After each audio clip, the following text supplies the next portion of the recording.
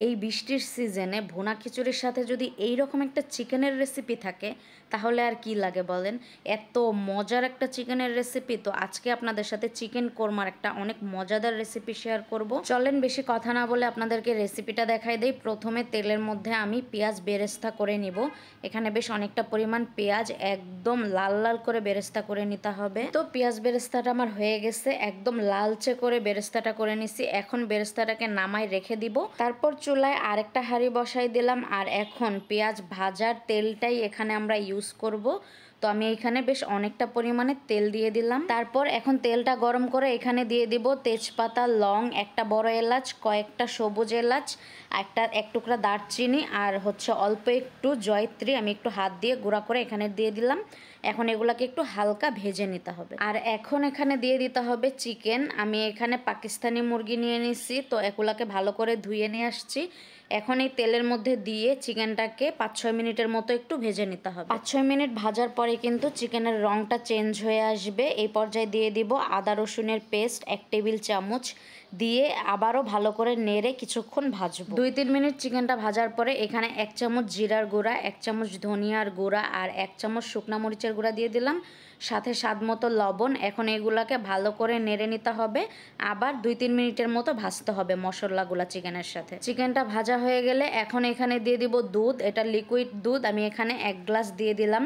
এটা কিন্তু আমি জাল করি না, একদম কাঁচা দুধটা 1 গ্লাস দিয়ে দিলাম। এখন এটাকে ভালো করে একটু নেড়ে দিতে হবে। চিকেনটা ভালো করে নাড়ার পরে এটাকে ঢাকা দিয়ে রান্না করে নিব চিকেনটা সিদ্ধ হওয়া পর্যন্ত। চিকেনটা রান্না হতে হতে এই দিক দিয়ে যে পেঁয়াজ বেরেস্তাগুলো করে রাখলাম আমরা, সেটাকে একটা ব্লেন্ডারে নিয়ে নিলাম, সাথে অনেকগুলা কাজু বাদাম দিয়ে দিলাম। এখন অল্প একটু পানি দিয়ে এটাকে ভালো করে একটা পেস্ট তৈরি করে নিতে হবে। আর এই দিকে মাঝে মাঝে আমি চিকেনটাকে ঢাকনা খুলে একটু নেড়ে চেড়ে দিচ্ছিলাম, তা না হলে কিন্তু তলায় লেগে যাবে। তারপর এই তো চিকেনটা আমার প্রায় রান্না হয়ে আসছে, চিকেনটা সিদ্ধ হয়ে গেছে। এখন দিয়ে দিব যে পেস্টটা আমরা তৈরি করে রাখলাম কাজু বাদাম আর পেঁয়াজ বেরেস্তার, ওই পেস্টটা এখন আমরা চিকেনের মধ্যে দিয়ে দিব। আর এই রান্নায় কিন্তু একদমই পানি ইউজ করা যাবে না। আমি কিন্তু দুধ দিয়ে পুরো রান্নাটাকে কমপ্লিট করলাম। আর হালকা বাটি ধুয়ে অল্প একটু পানি দিয়ে দিলাম। তো এখন এটাকে ভালো মতো করে নেড়ে চিকেনের সাথে মিশাই দিতে হবে। বেরেস্তা আর বাদামের পেস্টটা দেওয়ার পরে কিন্তু চিকেনের কালার প্লাস টেস্ট দুইটাই কিন্তু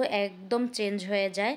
তো চিকেনের কালারটা দেখেন কত সুন্দর আসছে। এখন এটাকে ঢাকা দিয়ে আবারও কিছুক্ষণ আস্তে জালে রান্না করে নেব। রান্নার একদম শেষ পর্যায়ে দিয়ে দিলাম 1/2 চামচ চিনি। চিনি দিলে টেস্টটা অনেক ভালো আসে, আর তাছাড়া চিকেন কোরমায় চিনি একটু ইউজ করতেই হয়। তারপর এখানে 4-5টা কাঁচামরিচ দিয়ে দিলাম আর অল্প একটু ঘি, সাথে একটুখানি কেওড়ার জল দিয়ে দিলাম। এখন এটাকে ঢাকা দিয়ে একদম অল্প আছে কিছুক্ষণ রান্না করে নিব। আর চিকেনটা নামানোর 5-6 মিনিট আগে 1/2 চামচ গরম মশলার গুঁড়া আর আমি এখানে একটা জয়ফল নিয়ে নিচ্ছি। এখন একটা গ্রেটার উপরে রেখে আমি জয়ফলটাকে কিন্তু গ্রেট করে দিচ্ছিলাম। এইভাবে দিলে একদম গুঁড়া গুঁড়া হয়, আর লাস্টে দিলে কিন্তু ফ্লেভারটাও অনেক সুন্দর আসে। তো আমি এখানে একটা জয়ফলের প্রায় বেশির অর্ধেকই এখানে ইউজ করে ফেলছি। এখন হালকা একটু নেড়ে 2-3 মিনিট জাস্ট আস্তে জালে রেখে দিলে কিন্তু আমাদের চিকেন কোরমা একদম রেডি। রান্না হয়ে যাওয়ার পরে জাস্ট লুকটা দেখেন, এত সুন্দর আসছে। এটা দেখেই তো যে কারোর খেতে ইচ্ছা করবে। ভীষণ মজা হয়েছিল এই চিকেন কোরমাটা। যদি আপনারা এইভাবে ট্রাই করেন অনেক মজা হবে। বাসায় এইভাবে ট্রাই করে দেখতে পারেন। আর এইরকম মজার মজার রেসিপি পেতে অবশ্যই আমার পেজটা ফলো দিয়ে রাখবেন। যারা ইউটিউব থেকে দেখছেন তারা অবশ্যই সাবস্ক্রাইব করে দিবেন। আর এতক্ষণ ধৈর্য ধরে রান্নার রেসিপিটা দেখার জন্য সবাইকে অনেক অনেক ধন্যবাদ। আল্লাহ হাফেজ।